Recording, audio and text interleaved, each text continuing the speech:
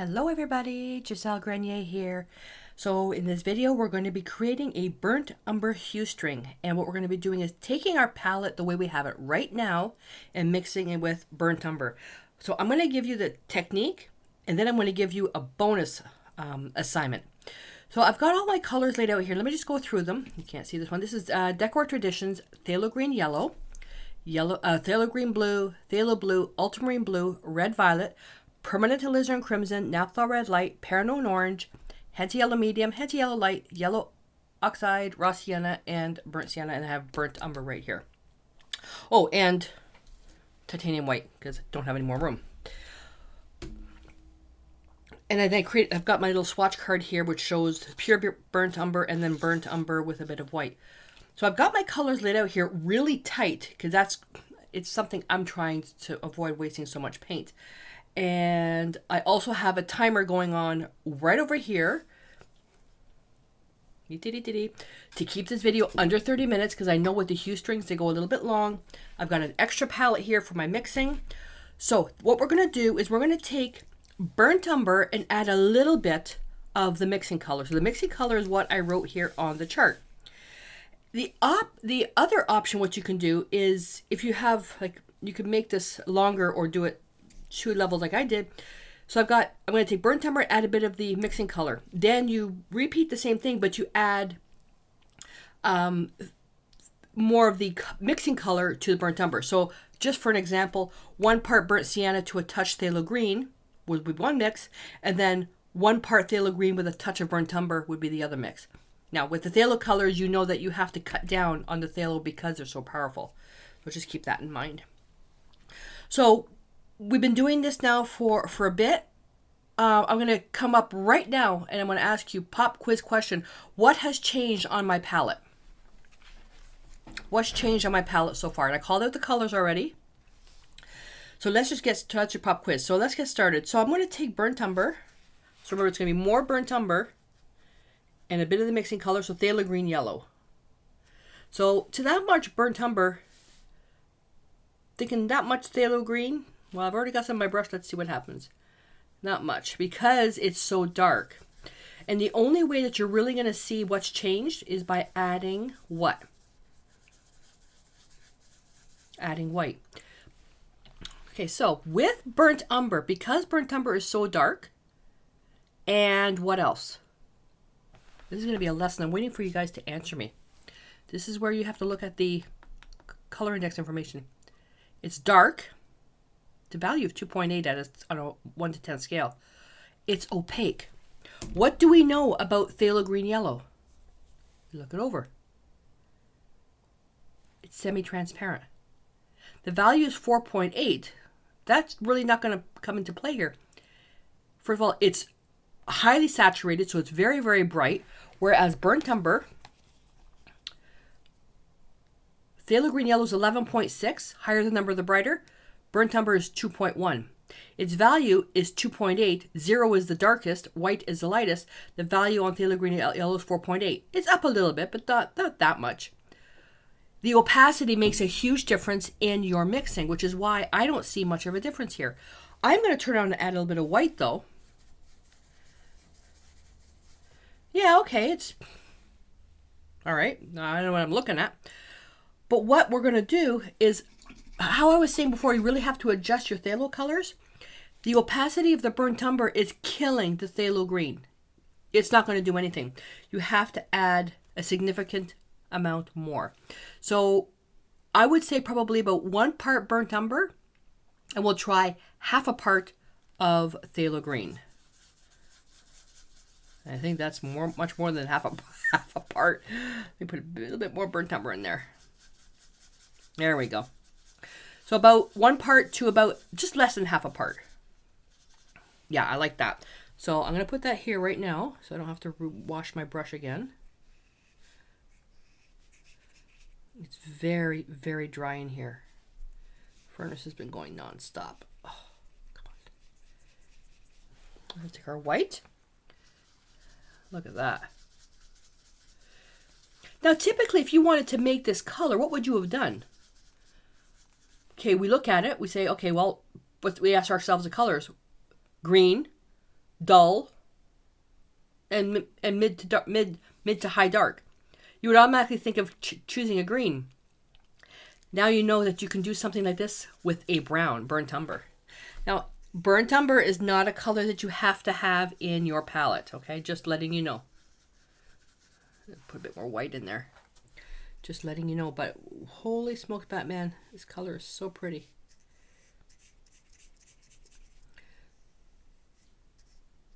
Now, I want you to keep this color in mind when we get to our the next video sessions, which is raw umber. Keep this mix in mind. All right, so I'm gonna wipe my brush. And I'm thinking now when we do, so let's get that measurement there, and phthalo green blue. So, okay, so it's about quarter, 1 to a quarter on this one. 1 part phthalo, 1 part burnt umber to 1/4 part phthalo green blue. But wowee, look how dark that is. Because the blue is so strong. Blue is darker than yellow. Let's add some white. Look at that.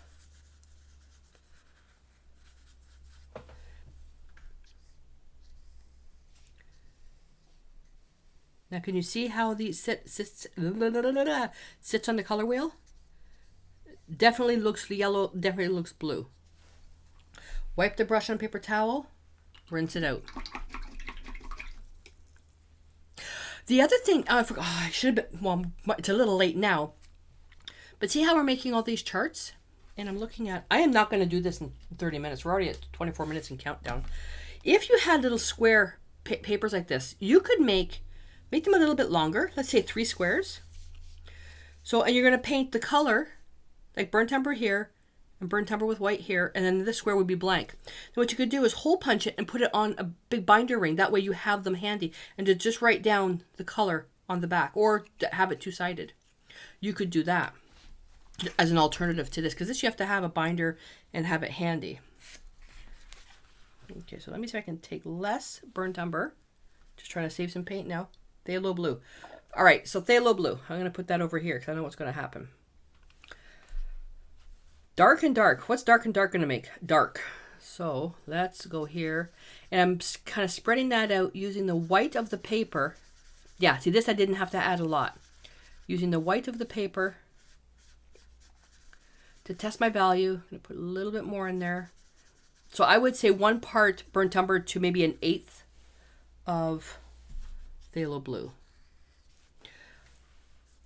I want you to keep this in mind when it comes to we go into painting using black. We're going to be painting with achromatic black and chromatic black. And I will tell you what those mean in that session. And this was probably one of the best mixes that I've made for this. Wow. Now, I'm all for supporting the economy and all that stuff, but can you imagine how much money so far you are saving? And we haven't even really stripped out colors out of our palette yet. I've stripped out a lot of the colors just to save some room and to save time because, you know, just a lot of the stuff at this point now should be very natural to you. But just think of the amount of money you're saving. Like, other than, well, don't think of doing the color mixing as a waste of money because it's education. But when it comes to painting, actual painting with some practice, just think of how much money you're going to save. Okay, burnt umber and ultramarine blue. I'm going to start off with equal parts. Why are we starting off with equal parts when it comes to ultramarine blue? Pop quiz number 2. Pop quiz number 2. And after a while, well, you'll notice that what I did right now is my colors are a little bit wet because I didn't blot my brush enough. You'll start to notice what color you need to add more of and less of when it comes to its tinting strength and all that other jazz.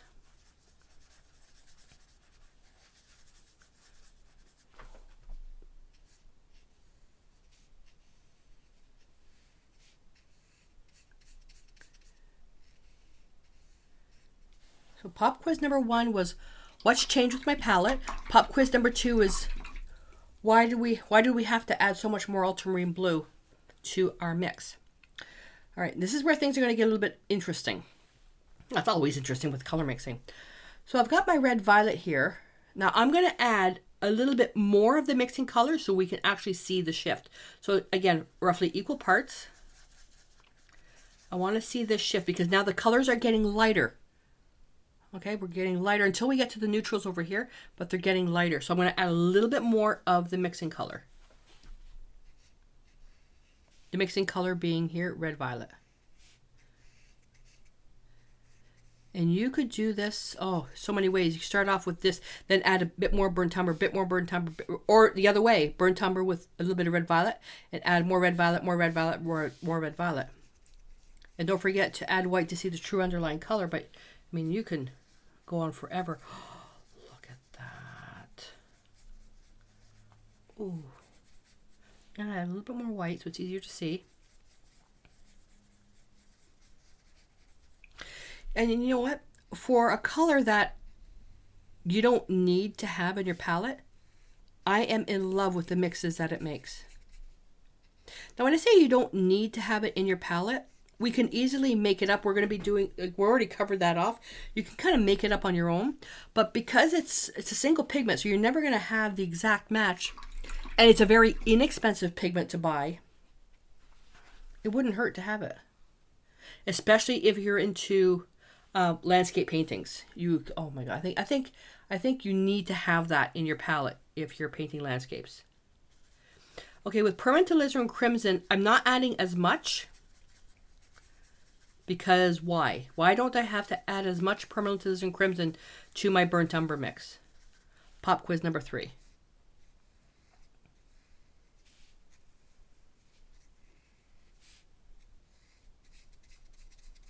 Okay, and add a little bit of white. I also want to take the time to thank you for everybody who's been coming over to the Facebook group. The Mighty Networks community it's a nice idea, ad-free and all that other stuff. And you know, people who don't like Facebook. The unfortunate thing is it's a little bit difficult to navigate. It has a lot of limitations on how you can make your posts. Me, along with all the other hosts, have been making suggestions of what we need as a basic functions, like posting more than one image in one post. They still are not doing it. In saying that I reopened up the private Facebook group. This is Napthal Red Light. I opened up the private Facebook group again, and it just had an influx of people joining in, and now getting everybody's coming back that I haven't seen in such a long time. So I just want to thank you guys for coming back. I really thought the Mighty Networks community was going to be, much better than Facebook groups. Facebook though has made some nice changes in the group features. I can actually put a course in there, which is nice. But Facebook still has their issues. But I do want to thank you guys for coming back into the group.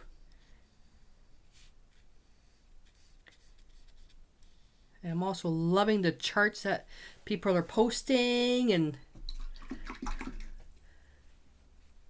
all that other stuff. Okay, so now burnt umber with pear and orange. And we have, I'm going to say roughly about half the part. We've got some other stuff coming up. Although right now I'm really focusing on the color mixing because starting in 2020, we're going to get into some nice projects.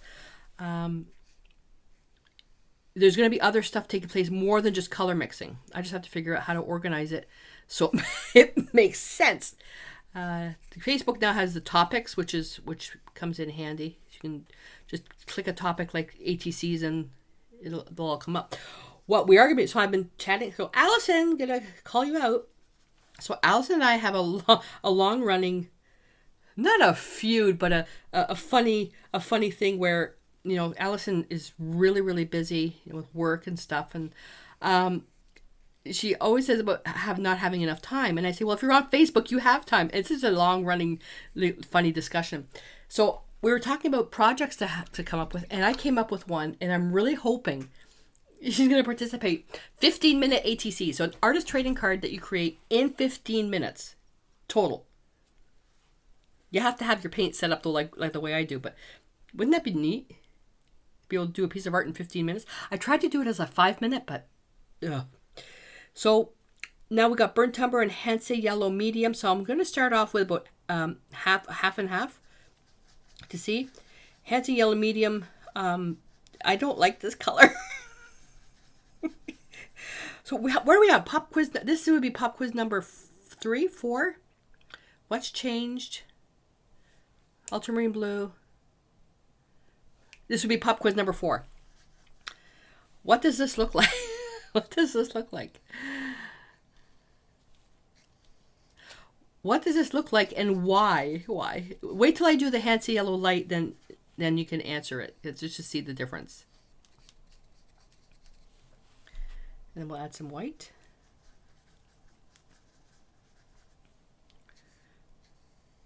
So it's a very subtle palette, a very dull palette, because Burnt Umber is dull.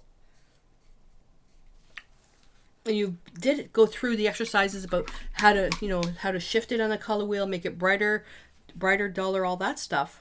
But it's still pretty dull. I put way too much paint on my palette. Okay, let's go. I need more, half and half now. Hansa Yellow light.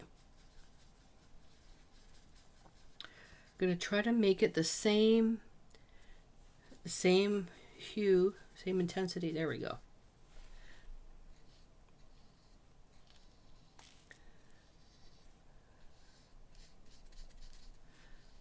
So does Hansa Yellow light make it brighter or duller? Well, compared to what? Does Burnt Umber and Hansa Yellow light, is it a dull mix? Yeah. When you compare it to just Burnt Umber, is it brighter? When it comes to Burnt Umber, yes, it's brighter. But when you're considering Hansa Yellow light, no, Burnt Umber makes it duller. Hopefully that makes sense to you guys. There we go. Now, so look at the differences here. I'll hold it up closer to the camera.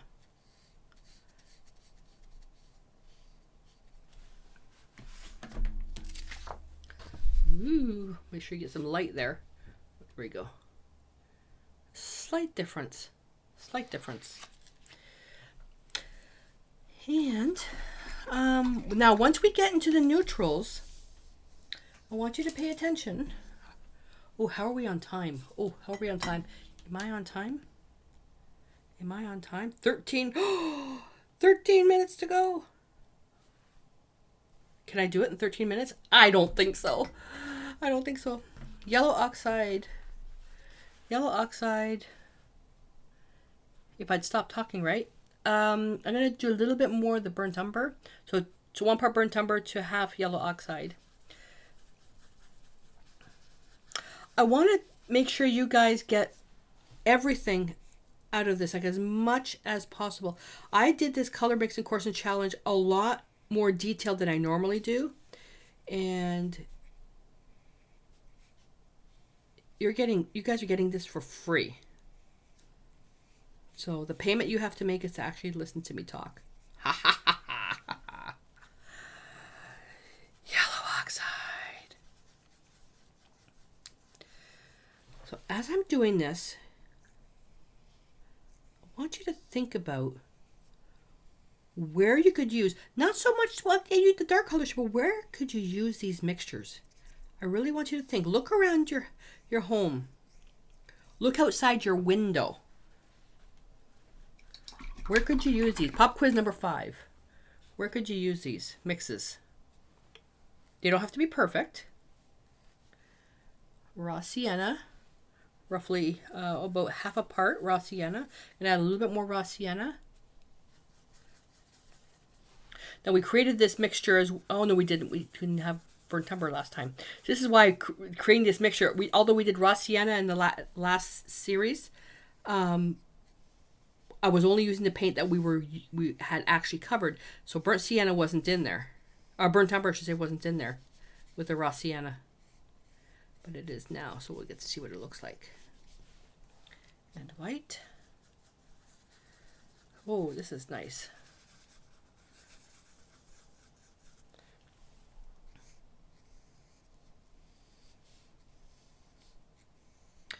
So in doing this, you could actually have started it off to get a more accurate intensity scale. Start off with the green and go all the way this way, but then this have it on the side, which would be from brighter, and then as it gets to the neutrals, it gets a bit duller. But I don't have the room. 10 minutes. 10 more minutes. I have to touch my phone to make sure it stays on. The display goes off. Okay, we're on burnt sienna. Roughly equal parts. A little bit more of the burnt sienna because they're both dark.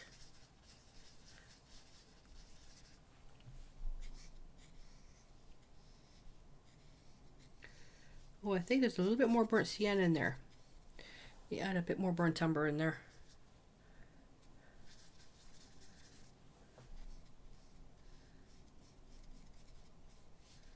Okay, and white.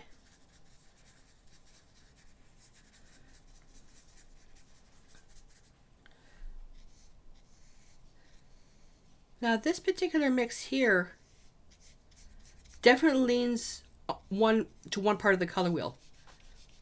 Pop quiz number, I don't know. I lost count. Sue, where are we at for pop quizzes? Where does that lean on the color wheel? This one here from what you can see. Let's see the lights. There we go.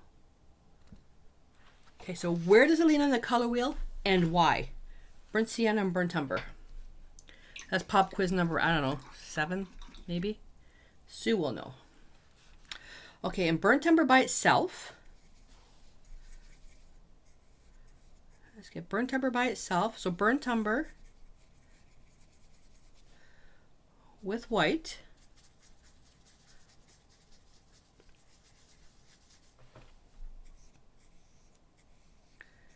So just burnt umber with white.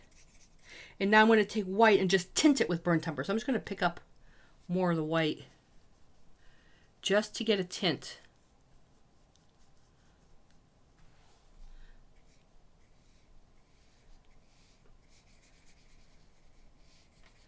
So just getting a tint. And we'll go a little bit darker on this one. Here we go. I did this backwards. Should have been the other way around. Darker than lighter. Just to show you what tinting with white does. There we go. 8 minutes to go. Yay, I made it. So we got a lot of different mixtures here. So with all the pop quizzes that I asked, so what to do is, if you're watching this on YouTube, you need to click the link below to go over to the community, because you need to be able to post pictures and all that stuff in there. You can't post pictures on YouTube, but all the discussions are happening over there anyways. What I want you to do is answer the pop quiz questions, but type out the question and then type out your answer so I know what you're referring to. I would love to see a picture of your color chart. Okay, but also if you have room to make notes, like let's say you had like a green, the brand of green, if you have the pigment numbers in it, what's in it, like anything that you noticed, did you have to add more green to the burnt umber to make it look different? If you don't have burnt umber, we already covered off a video on how to make it, and then whether you should buy it or DIY it. So that's up to you. You know what when looking at these, what are some of the things you think you could use these mixes for? I just came up with 5 projects in my mind with by looking at this. Caca poo poo colors. I don't like the colors. Alrighty, you guys. So there you go. So I'm looking forward to seeing your pictures. So if you're not a member of the community, click the link below. Join the community. It is private, so you I do approvals once a day. And there's some gatekeeper questions to ask because we don't want any riffraff in the group. So I try to take care of you the best I can. Did that sound where I can pat myself on the shoulder? Right, you guys. I'm going to clean up and we're going to get ready for the last color, raw umber, in the next video series. So until I see you in those lessons, stay inspired.